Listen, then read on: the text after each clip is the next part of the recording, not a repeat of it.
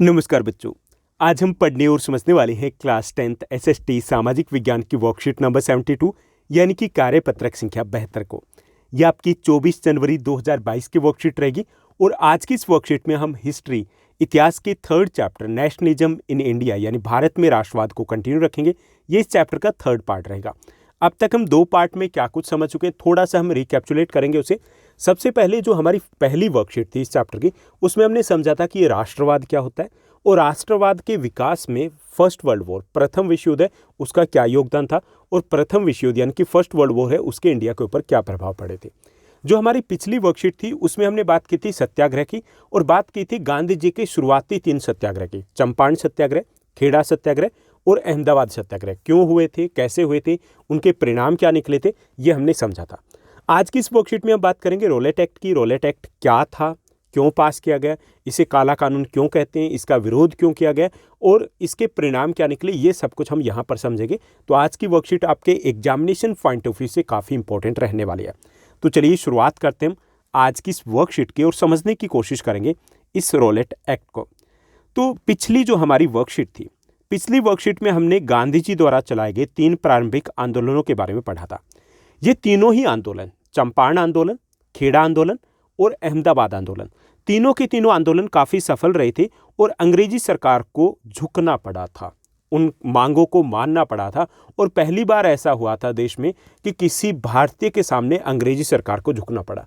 हालांकि जीत इतनी बड़ी नहीं थी, लेकिन सबसे बड़ी जो चीज़ थी वो ये थी कि भारतीयों में एक आत्मविश्वास आया, सेल्फ कॉन्फिडेंस आया कि हाँ, हम अगर मिल करके लड़ें, खड़े हो जाएं, अड़ जाएं तो कुछ किया जा सकता है, अंग्रेज़ों को भी झुकाया जा सकता है और वो भी बिना किसी हथियार के। तो ये चीज़ें समझ में आनी शुरू हो गई थी और धीरे धीरे जो अंग्रेज़ों का विरोध था वो बढ़ने लग गया था। धीरे धीरे जो लोग थे वो गांधी जी के साथ जुड़ने लगे थे। धीरे धीरे जो लोग थे वो राष्ट्रवाद की इस भावना के साथ जुड़ने लग गए थे।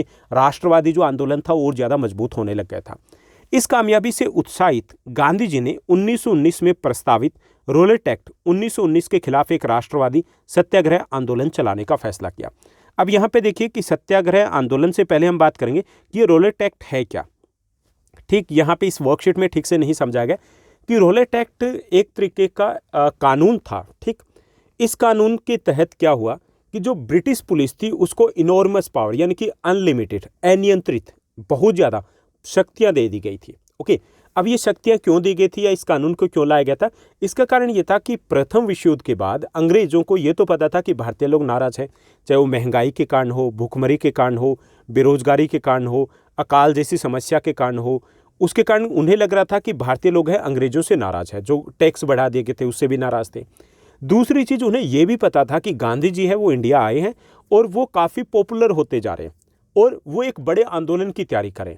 अब अंग्रेज जो थे वो प्री प्लानिंग के साथ चलते थे, तो उन्हें पता था कि इन चीज़ों को रोकना कैसे। तो भारत के इस राष्ट्रवादी आंदोलन को, जो राष्ट्रवाद का विकास था, इसको रोकने के लिए रोलेट एक्ट को लाया गया था। अब रोलेट एक्ट ने क्या किया कि रोलेट एक्ट ने जो ब्रिटिश गवर्नमेंट, जो ब्रिटिश पुलिस थी, उसको बहुत ज़्यादा शक्तियाँ दे दी। क्या शक्तियाँ दे दी? जो सबसे इंपॉर्टेंट शक्ति ये थी कि इस कानून के तहत जो पुलिस थी वो किसी भी व्यक्ति को बिना किसी कारण के लिए कम से कम 2 वर्षों के लिए जेल में डाल सकती, यानी कि किसी भी व्यक्ति को कभी भी बिना किसी कारण के लिए कम से कम 2 सालों के लिए जेल में डाल सकते थे। यानी कि कोई कारण बताना जरूरी नहीं था, कब कभी भी पकड़ा जा सकता था और किसको, किसी को भी पकड़ा जा सकता था। और क्या हो सकता था? कम से कम यानी कि 2 साल तक तो एटलीस्ट बिना मुकदमा चलाए जेल में डाला जा सकता था। इसलिए इस कानून को बिना अपील, बिना वकील, बिना दलील का कानून कहा जाता है। इसको क्या कहा जाता है? बिना अपील, बिना वकील, बिना दलील का कानून। क्योंकि इसके खिलाफ ना तो कोई अपील होती थी क्योंकि मुकदमा तो चल ही नहीं रहा था ना उसकी दलील सुनी जाती थी, ना कोई वकील की क्योंकि केस तो था ही नहीं। तो इसे बिना अपील, बिना दलील और बिना वकील, बिना अपील, बिना दलील और बिना वकील का कानून कहा जाता है। इसे काला कानून भी कहा जाता है क्योंकि एक तरीके से ये भारतीयों को दबाने की कोशिश की गई थी। ठीक, समझ में आ गया ना क्यों लेके आए थे? लेके इसलिए आए थे कि भारत का जो राष्ट्रवादी आंदोलन था वो मजबूत होता जा रहा था, उसको रोकने के लिए, लोगों को डराने के लिए, लोगों को धमकाने के लिए। जो लोगों की यूनिटी थी उसको तोड़ने के लिए इस कानून को लाया गया था।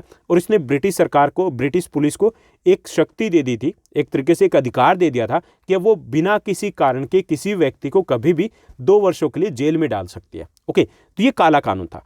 अब ऐसे अन्यायपूर्ण कानून के खिलाफ गांधी जी ने एक तरीके से सत्याग्रह, राष्ट्रवादी सत्याग्रह आंदोलन वो चलाने का फैसला लिया। और कैसे चलाया जाएगा? सत्याग्रह था। सत्याग्रह का मतलब सीधा होता है कि अहिंसक तौर पर हम विरोध प्रदर्शन करेंगे पूरे देश में, और सरकार के ऊपर हम दबाव बनाएंगे कि वो इस आंदोलन को, इस कानून को वापस ले ले। तो ये गांधी जी ने डिसाइड किया था। गांधी जी का मतलब यहाँ पर कांग्रेस पार्टी भी है, क्योंकि कांग्रेस पार्टी, गांधी जी ने मिलकर के ये डिसाइड किया कि हम इस आंदोलन का विरोध करेंगे, क्योंकि ये जो आंदोलन है वो अन्यायपूर्ण आंदोलन है, यानी कि देश के लोगों को जबरदस्ती जेल में ठूसा जा रहा है, यानी बिना किसी अपराध के हुए। अब इस आंदोलन में क्या हुआ? सत्याग्रह का जो आंदोलन चला था रोलेट एक्ट के खिलाफ, तो उसमें क्या क्या हुआ मुख्य घटनाएं कि 6 अप्रैल 1919 को गांधी जी ने देशव्यापी हड़ताल का आह्वान किया था कि पूरे देश में सब कुछ बंद रहेगा और शांतिपूर्ण तरीके से हम मार्च प्रदर्शन करेंगे। ठीक, विभिन्न शहरों में, अलग अलग जो शहर थे देश के, उनमें रैली और जुलूसों का आयोजन किया गया था। रेलवे वर्कशॉप में जो कामगार थे वो हड़ताल पर चले गए थे, दुकानें बंद हो गई थी, यानी ये सब कुछ पूरे देश में हुआ था लगभग। इस व्यापक जन उभार से चिंतित अंग्रेज थे, उन्होंने राष्ट्रवादियों का दमन करना शुरू कर दिया, क्योंकि पहली बार ऐसा हो रहा था कि कोई एक व्यक्ति बोले और पूरा देश बंद हो जाए। पहले तो नहीं होता था। तो अंग्रेजों को लगा कि ये तो गड़बड़ हो जाएगी, तो उन्होंने राष्ट्रवादी जो नेता थे, मुख्य जो नेता थे उस वक्त कांग्रेस पार्टी की, या फिर जो मुस्लिम लीग के नेता थे, या जो उस वक्त राष्ट्रवादी आंदोलन से जुड़े हुए नेता थे, उनको गिरफ्तार करना शुरू कर दिया। अमृतसर में बहुत सारे स्थानीय नेताओं को हिरासत में ले लिया गया। गांधी जी को दिल्ली में प्रवेश करने पर पाबंदी लगा दी गई, यानी कि मुख्य जो नेता थे जो इस आंदोलन को लीड कर रहे थे उनको जेल में डाल दिया गया। 10 अप्रैल 1919 को पुलिस ने अमृतसर में एक शांतिपूर्ण जुलूस पर गोली चला दी। इससे क्या हुआ? भीड़ भड़क गई, और भड़कने के बाद क्या हुआ कि लोगों ने बैंकों, डाकखानों, रेलवे स्टेशनों पर हमले करने लगे, यानी कि जितने भी सरकारी बिल्डिंग थी उनके ऊपर हमले करने शुरू कर दिए। अब क्या हुआ कि सरकार ने वहाँ पर मार्शल लॉ लगा दिया। मार्शल लॉ क्या होता है? जैसे कर्फ्यू के बारे में तो आपने सुना होगा। मार्शल लॉ का मतलब ये होता है कि प्रशासन है, वो जो शासन प्रशासन है, वो सब कुछ सेना के अंडर में आना, यानी कि सेना उसको संभालेगी। जो वहाँ की लोकल पुलिस है उसके अंडर में कुछ नहीं रहता। तो मार्शल लॉ का मतलब ये होता है कि सेना के अंडर में दे दिया गया, और मार्शल लॉ का मतलब ये होता है कि किसी भी व्यक्ति को बाहर निकलने की परमिशन नहीं होगी। ओके, ये सब कुछ वहाँ पर किया गया। लेकिन वहाँ पर एक दुर्घटना हो जाती है। 13 अप्रैल 1919 को वहाँ पर जलियांवाला बाग हत्याकांड हो जाता है। अब ये क्यों हुआ था इसको भी हमें यहाँ पर समझना है कि वहाँ पर मार्शल लॉ लगा हुआ था एक तरीके से, ठीक, और वहाँ पर किसी व्यक्ति के बाहर निकलने पर प्रतिबंध लगा हुआ था। लेकिन 13 अप्रैल को अमृतसर में बहुत सारे गांव वाले जो लोग हैं वो सालाना वैशाखी मेले में भाग लेने के लिए जलियांवाला बाग का जो मैदान है वहाँ पर जमा हुए थे। क्योंकि उस वक्त ऐसा तो था नहीं कि व्हाट्सएप था, मोबाइल फ़ोन थे, तो इन्फॉर्मेशन है वो जल्दी से फैलती नहीं थी। तो आसपास के गांव के लोग जैसे पहले आते थे उसी तरीके से वो अमृतसर में आ गए, उस बाग में पहुंच गए।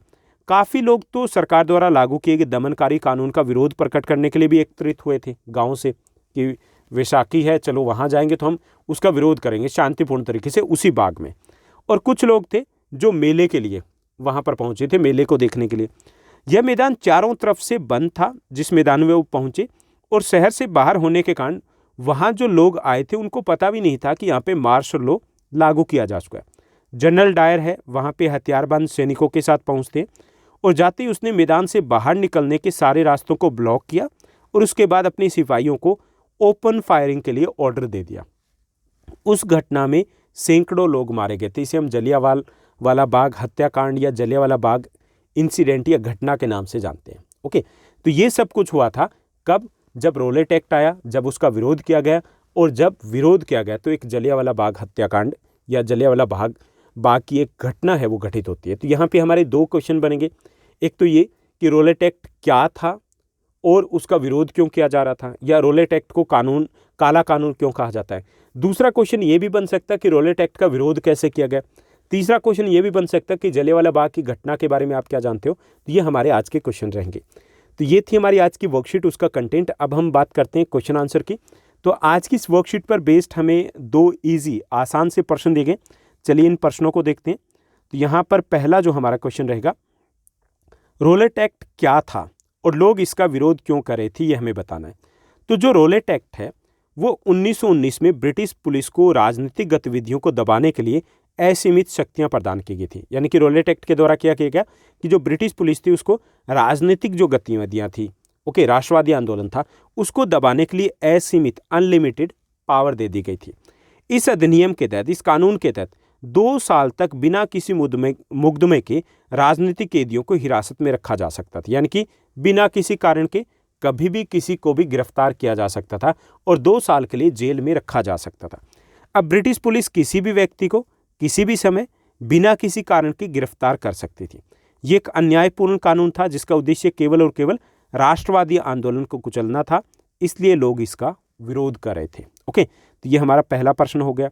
उसके बाद हम सेकंड क्वेश्चन को देखते हैं। दूसरा जो हमारा प्रश्न है कि रोलेट एक्ट के विरोध से जुड़ी हुई प्रमुख घटनाओं का हमें वर्णन करना कि क्या कुछ हो रहा था उस वक्त। ये सब कुछ हमें यहाँ पर बताना है। तो जब रोलेट एक्ट की अगर हम बात करें तो 6 अप्रैल 1919 को आम हड़ताल का आह्वान किया गया था, जब रोलेट एक्ट के विरोध में सत्याग्रह आंदोलन की शुरुआत की गई थी। तो 6 अप्रैल को पूरे देश में आम हड़ताल का आह्वान किया गया था। विभिन्न शहरों में रैलियों का आयोजन किया गया। श्रमिक रेलवे कार्यशालाओं में हड़ताल पर चले गए, दुकानें बंद हो गई थी। और 10 अप्रैल 1919 को अमृतसर में शांतिपूर्ण जुलूस पर गोली चलाने और भीड़ के उग्र विरोध प्रदर्शन के बाद मार्शलों को लगा दिया गया था। कब? 10 अप्रैल 1919 को। उसके बाद 13 अप्रैल को जलियांवाला बाग की घटना होती है जिसमें सैकड़ों लोग मारे गए थे। तो ये प्रमुख घटनाएं थी जो रोलेट एक्ट के विरोध से जुड़ी हुई थी। तो ये थे हमारे आज के 2 क्वेश्चन। उम्मीद करता हूँ सब कुछ आपको अच्छे से समझ में आया होगा। अगर आपको ये वीडियो, ये वर्कशीट अच्छी लगी थी, इस वर्कशीट को लाइक और शेयर जरूर कीजिएगा। और हाँ, आपका ये जो चैप्टर है भारत में राष्ट्रवाद, ये कंप्लीट चैप्टर 2 पार्ट में मैंने डिस्कस कर लिया। 2 पार्ट में इसलिए कि थोड़ा सी आपका लेंथी चैप्टर है और सबसे इंपॉर्टेंट चैप्टर भी है। हमें सारे कंसेप्ट एग्जाम के पॉइंट ऑफ व्यू से अच्छे से समझने थे। तो अगर आपने इन वीडियोज़ को नहीं देखा तो आपको कहाँ मिलेंगे? प्लेलिस्ट में जाइए और प्लेलिस्ट में जाने के बाद वहाँ पर आपको मिलेगा जो genius batch class 10 social science का, वहाँ पे ये वीडियोस आपको मिल जाएगी। और आप 2 घंटे में अगर देखोगे तो आपका कंप्लीट चैप्टर यानी कि 25% आपकी प्रिपरेशन है वो एक साथ हो जाएगी। आज के लिए बस इतना ही। Thank you, bye bye, have a nice day.